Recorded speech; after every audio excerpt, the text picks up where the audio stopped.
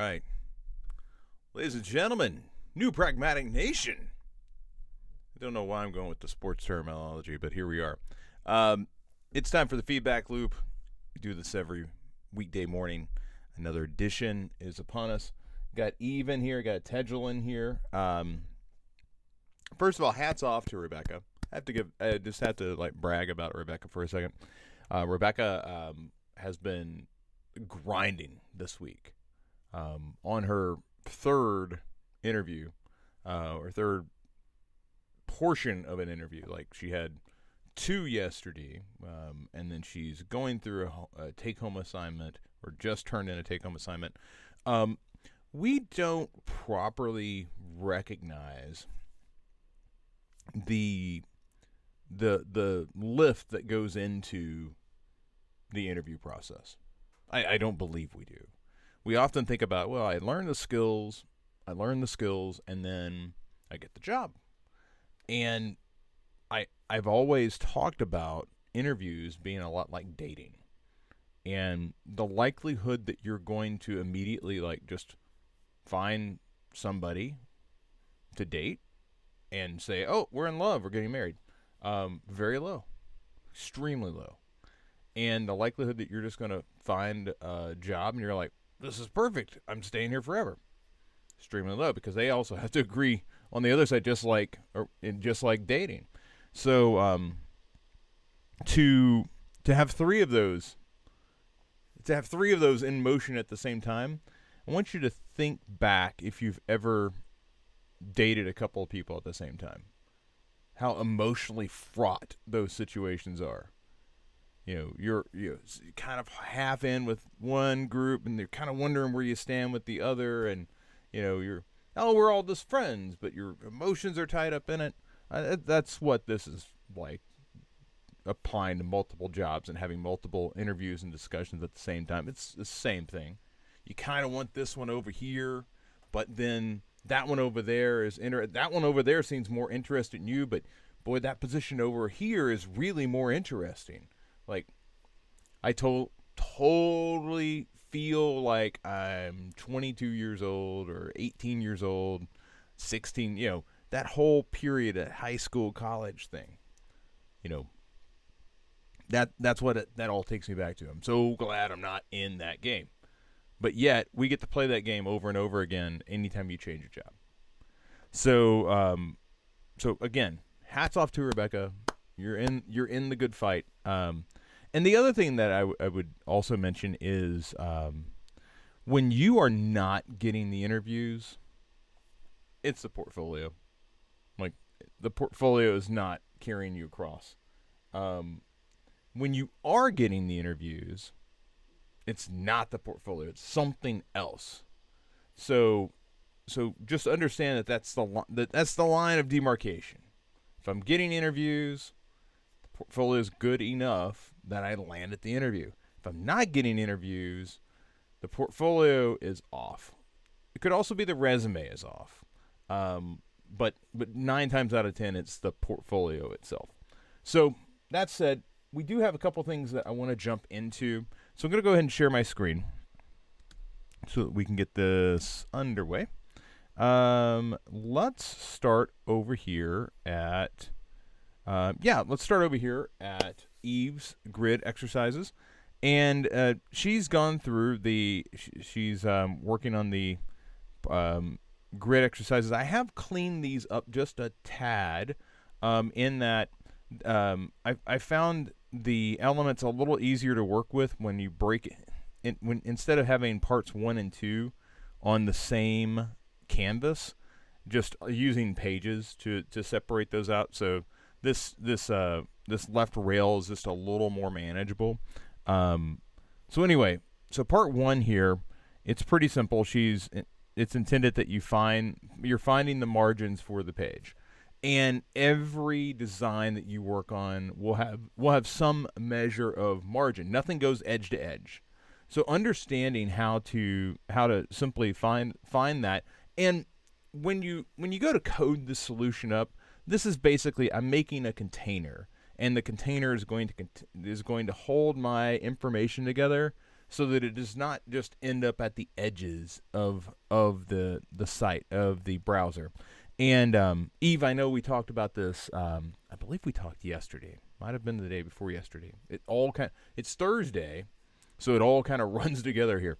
But the goal here, as we're working through this, is I'm going to start sprinkling in some terminology that kind of leans toward, okay, how does this translate over to code?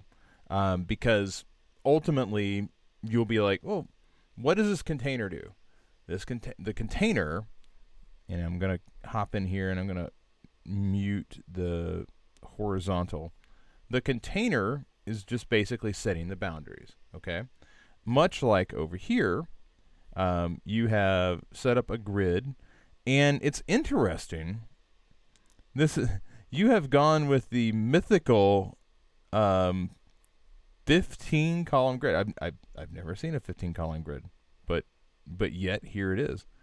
And trying to see how okay, so it's got a gutter of 20, it's stretch, margin of 70, and the count it's weird because the count says it's 1. I don't think it's really 1. I think it's 15. Yeah, so never mind. I wasn't selecting the right one. This one is 15 columns. Okay, so typically speaking over here, when we look at grid structures and columns, what you'll find in design is that there were two main camps back in, say, 2012 for layout. One camp said everything is going to be 16 columns, and the other camp said everything is going to be 12 columns. Now, you can see right away that when we go to 15, you get a structure that actually makes sense of this unit, right? However, this one breaks. There's like no logical definition here, although it works here for this item down below, right? So that's cool.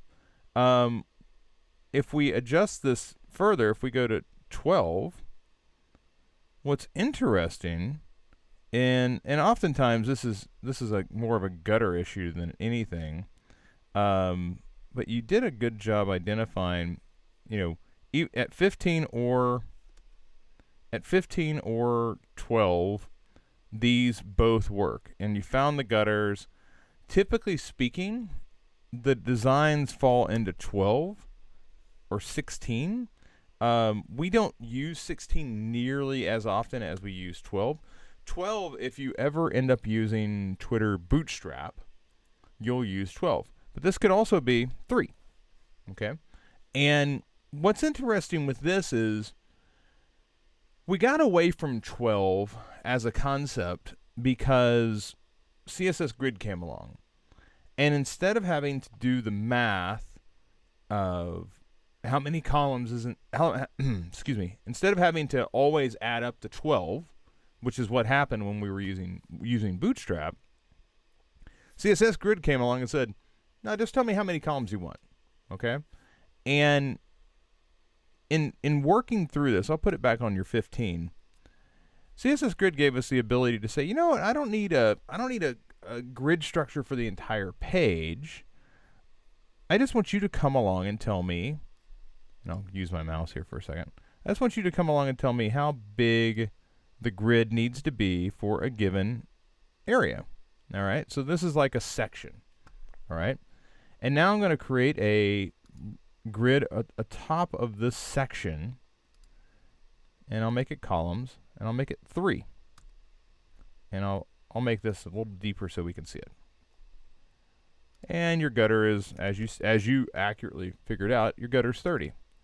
But this is a 3-column design, and this design operates inside of a section because CSS Grid allows us to do that. The same thing if we came down here and we looked at this section. There's a couple of different ways that we could build this, but if we built it with CSS Grid, we probably just say, oh, you know what, and you are 2, and you get the 1, 2, and you might not even have a gutter here, which feels weird because I Actually, I guess you have to have at least some gutter. Otherwise, there's no grid that will establish itself. And then we get down here, and this obviously becomes 5. So you can in fact focus on instead of having to make a 15 column grid, this is a 1 column grid.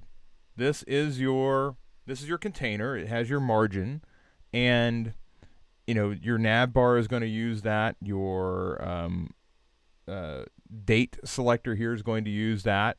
But then you get into these sections, and this is a 3 column grid. This is 2. This is 5. And that's what CSS Grid allows you to do. I don't expect you to know that yet, okay? But this is the type of thing that I want us to be able to have a conversation that projects forward for your understanding of how we're going to code it later. And you can ask, we're about to go work on some work with Tejal, and she's using CSS Grid extensively. There is no, I'm going to create a 12 column grid, and then inside of that, I'm going to have to figure out how many columns it should break down to. That mental math, while it wasn't exactly hard, it was possible to do it. It also was just it was exhausting. It wasn't hard. It was just like, I got to do the math again on this. So I am glad that we don't necessarily have to do that. And funny enough, Bootstrap and Foundation, which were the 2 responsive frameworks that we used to like. We used to just throw that stuff on everything. I haven't had a conversation about Bootstrap or Foundation in basically forever, because anybody creating something now just uses Grid, and that just shows me, if I stop for a second and think about it, how much has development changed since 2016. 2016 it was like, okay, and then you're going to call it in Bootstrap, and you're going to set up your 12 column grid, and we don't talk about that. Now, caveat, there will be projects that you will work on where there will be this 12, I'll just put it back at 15, but there will be this multi-column grid. And it's because that project was built in 2015. And you'll have to be aware of the tech stack that is built against, and you'll probably have to just build new units that leverage Bootstrap to do the thing. Your awareness that exists is key, because there's going to be things that you're not just going to rip out Bootstrap because, oh, we got CSS Grid now. That's not likely, especially if you're just like updating the project. They're not going to want to say scrap everything and restart. They're going to say, can you take an hour and add this widget to the homepage?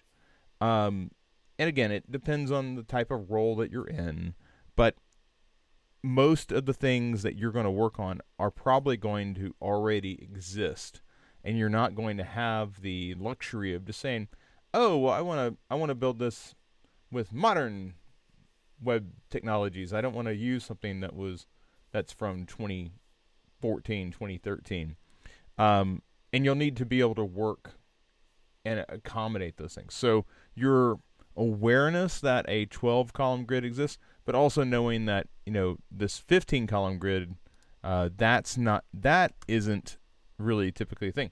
Now, you could, with CSS Grid, go in and say, oh, well, this is going to be 5 columns, 5 columns, and 5 columns. You could do that. But you could also just as easily say 1, 1, and 1 and make it a 3 column grid. So just a little awareness there. There is a second part to this, though. And I want to take a look at this. You have successfully figured out that this is basically Pinterest.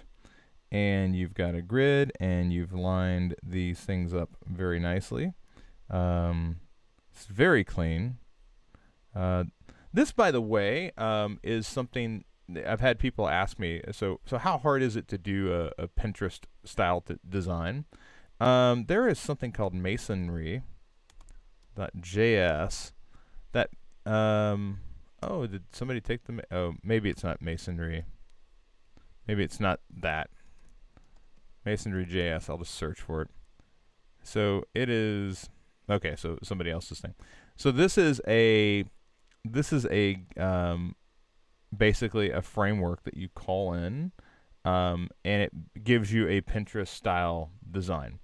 And there's lots of different ways that you can utilize this, but I've had questions come across before. Oh, how would I do a Pinterest style design? This is what I would go with. I'd go with masonry, and just because masonry allows you to just, instead of having to specifically place things, if I'm not being very specific about the placement, I just want it to flow in like Pinterest. This is what I would do. Are there other options out there and available for you? Probably there are, but you've done this, and you did a really good job. We had a conversation about baselines yesterday, and actually Eve has spurred me now to record a video going a little deeper into baseline grid. I really feel it's undervalued. Understanding how to use a baseline grid. We all talk about column design and getting things to line up vertically, but getting things to line up horizontally is equally important. And one of the things that I want to point out here is it's not just that Eve's got the vertical organization figured out. It's the spacing between elements. The fact that this is really cleanly spaced because she's bothered to figure out, that this stops and then the next one should start at an equal space. And the usage she has of rows and columns, it does a really good job of allowing you to set up a logical grid, a true grid, a grid that just gives you even spacing all the way around. So I really think that you did a good job on this. You did take it further than the assignment was. Can you basically create a grid and align things up? And you've done that, but you took it an extra step and you put that horizontal grid in there. So excellent work there. Looks like we got a question. Oh no, that was just Couchbot saying that we were live and streaming, which we are. Let's go ahead and jump in and take a peek at Tejel's work though, because she has. Oh, and by the way, the baseline example we were talking about was here, and basically how the different designs, different line heights really play a role. I believe this was on 56, and this was on 64, and you kind of get a sense of the different way that the headline can be treated. 24 versus 32. So this was an 8-pixel grid. So everything's going to line up by values, basically on a baseline grid of 8. Typically speaking, I use 8 or 10. But again, I'll have a video forthcoming where I go much more in depth on that, because I am a visual nerd. And I think this sort of stuff really elevates the quality of your design. And it goes right down to where does my photo end? Well, it also ends on the grid. So this photo, I guarantee the height is 392. If I took this in, I said calculator. I'm just gonna fire up my calculator real quick. 392. I accidentally hit play. 392 divided by 8. That tells me that there's 49 grid lines that I'm taking up there. So anyway, neither here nor there, because we're moving on to Tejel's project, but I did want to take just a quick second to talk about that. Also, as you can see here, I have layered in the user flow tutorial to flow, pointing to flow map. It's in the curriculum. I did that for James, and then I had not updated it properly, so that is now there. Thank you, Katie, for pushing forward. We got just a lot of people. By the way, APB out on James. I know he's been sick, but we need to find James. James has disappeared this week. So James, I'm knocking on your door after this call. It just dawned on me that, wait, you haven't scheduled a session yet. Everybody else has been in, so kudos to the team, except for Kara, and I know you're overwhelmed.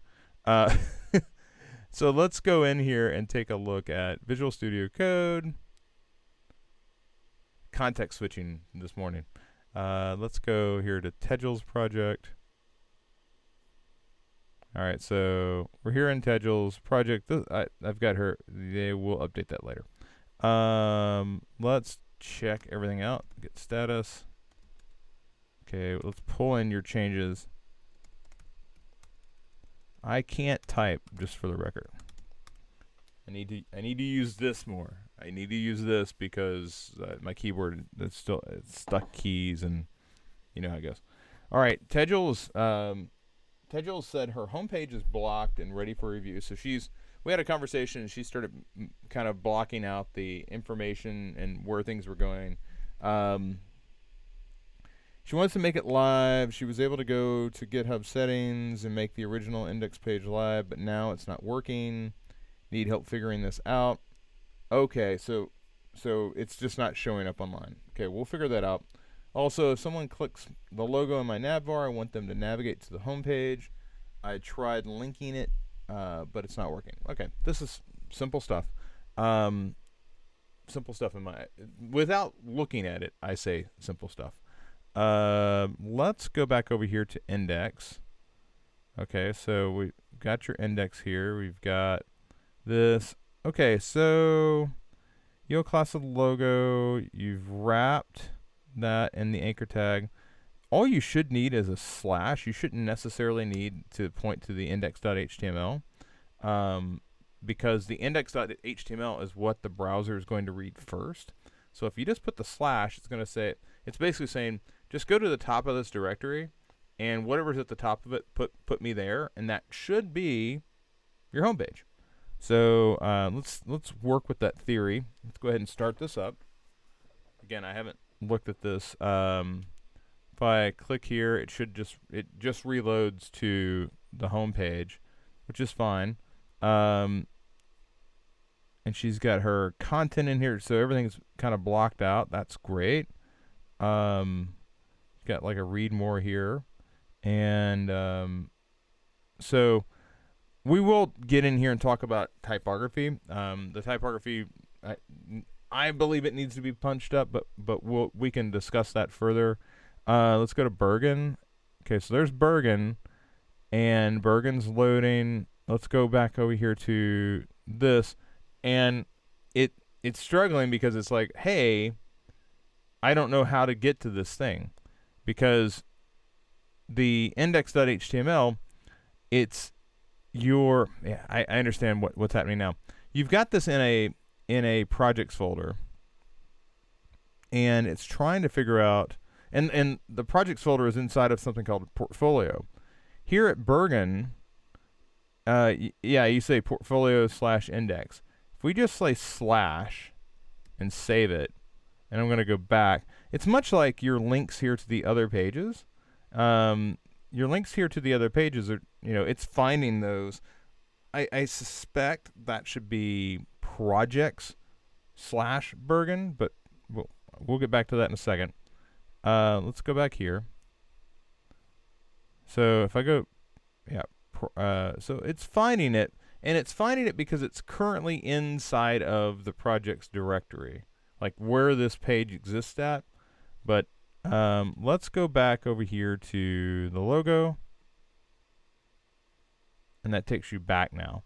So this is one of those things where I really like using a framework that will allow me to update the nav bar once and then use it over and over and over again.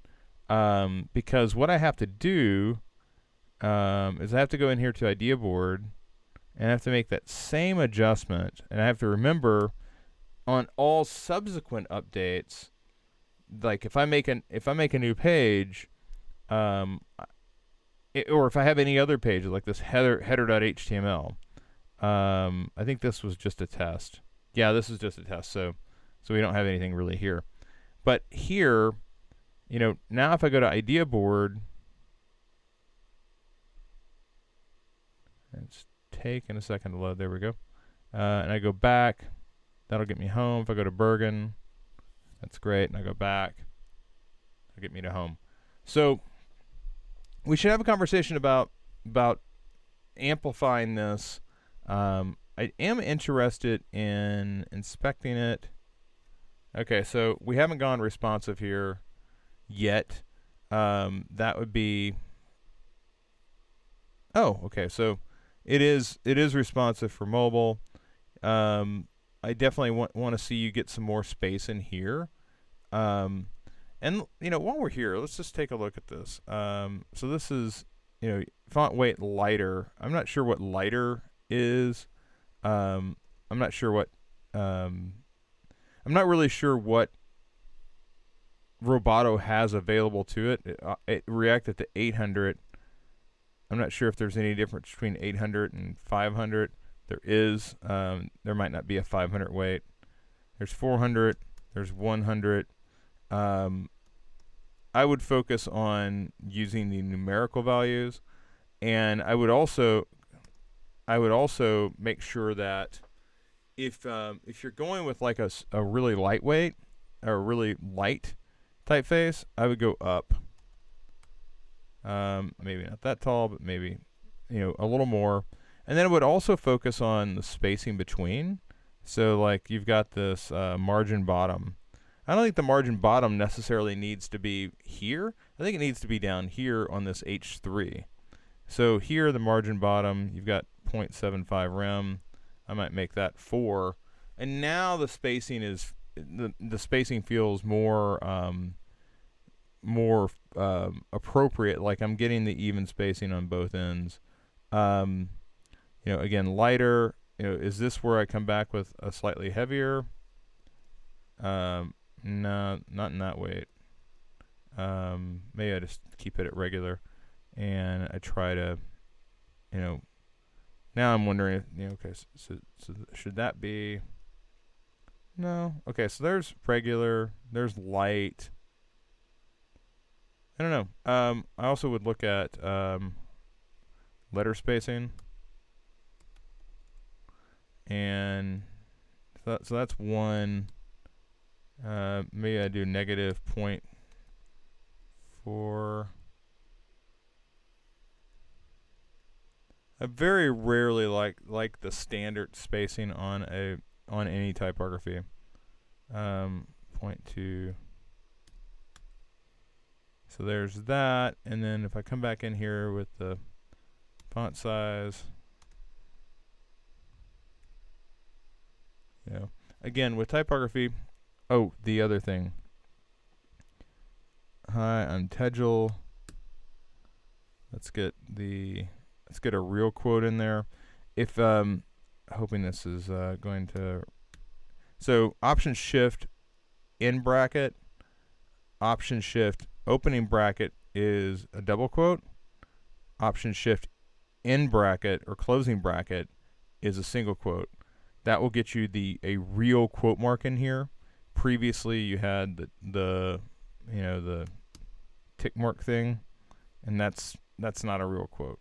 So I don't expect you to go through. There are JavaScript libraries out there that will just replace all the tick marks with actual quotes. But on all your large typography, I would expect you to just have that sewn up. Okay, so there's that. Now let's look at the GitHub page question that you had, and for that I'm going to go to GitHub, and I hope, I wasn't in TestBrag. I'm not sure why that's coming up here, but let's go down to hey,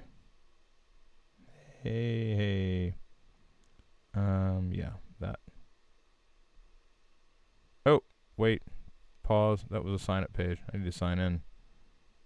Let's go with that. Please do not have me authenticate right now. Not now. Oh, God. The two-way factor authentication. One moment. Hopefully that will come through.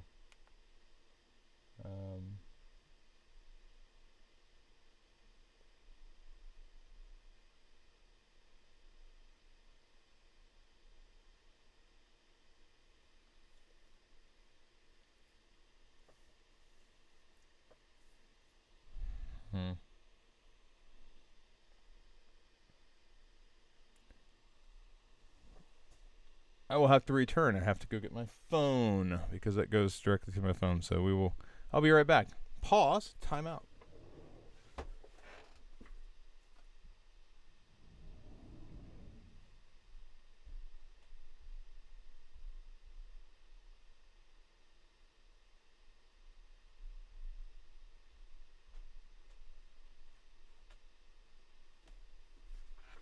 All right.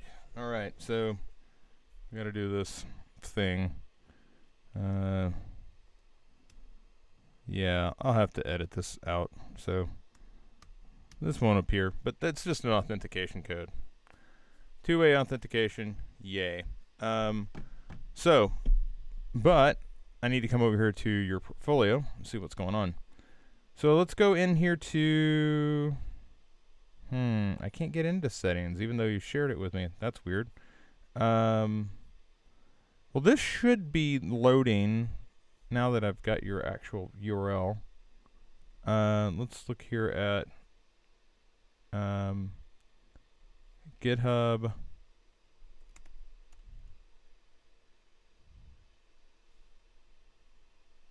So github.io/ I think that is it. Well, should be loading at github. Yeah.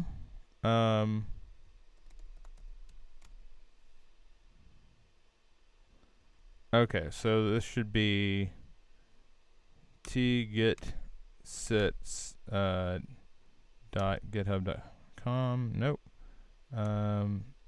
Yeah, that should be it. That should be where it's loading. So I'm going to go in and let's look at another project because I can't get into your settings. I have to kind of go into, you know, I'll take a look at Rebecca's real quick. Well, no, I won't be able to get into hers either. All right, so I'm going to go to Electorade. Can I get into the settings for that? And I can't. Well, it's forked off mine, so I should be able to get these settings. So you want settings, all right? And then down here in settings, we need to go to, oh, sorry. It's got a weird social preview there. So we need to go down to GitHub Pages. And right now, GitHub Pages is not loaded for this. But we need to go to turn this on. I want to turn it on to master. Now you can create another branch if you want to have a branch that this pushes to. So like GH Pages used to be the way that this was handled for GitHub Pages. But for you could just say, okay, my source is going to be master, and then now the source is saved, and it should say, okay, this is published at. And for me, it's designhog.github.io/electorade. And you can enter a custom domain, which would be the domain. The domain you enter would be here. There is a bit of work you need to do at the domain registrar. So if you have your own custom domain, then you need to go over to GoDaddy or whatever it is and update the A records. And I can help show you what to do there. But the big thing to do would simply be to come down here to source, switch this to master branch, and just make sure that it loads. I'm not even sure what's located here. Yeah, so this is just a Gatsby starter default. Oh yeah, because right, I'm not in the right branch. But yeah, I'll just turn that back to none, turn that one off because that's not really intended to be a public project anyway. Yeah, because with Gatsby, everything is inside of this SRC folder, and the SRC folder, you basically you point the settings from in here. All right, let's check back in with the group, see if there are other questions as we move forward. I'm going to make sure I don't do the common Tegel issue that I often bring up on myself. I'm going to add these updates. So update navbar.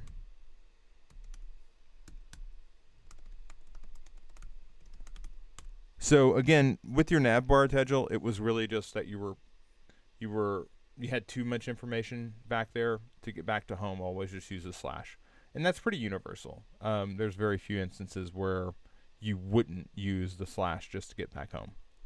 All right, so that's marks the end of the feedback loop for today. We do this every weekday, 9 a.m. ish. Sometimes some of your questions are challenging, and I have to take a minute to kind of properly dissolve them, even think about how we're going to tackle them. But we'll be back here again tomorrow morning. So, New Pragmatic Nation, I appreciate all of your questions and help and support, and I will chat with all of you again tomorrow. Take care.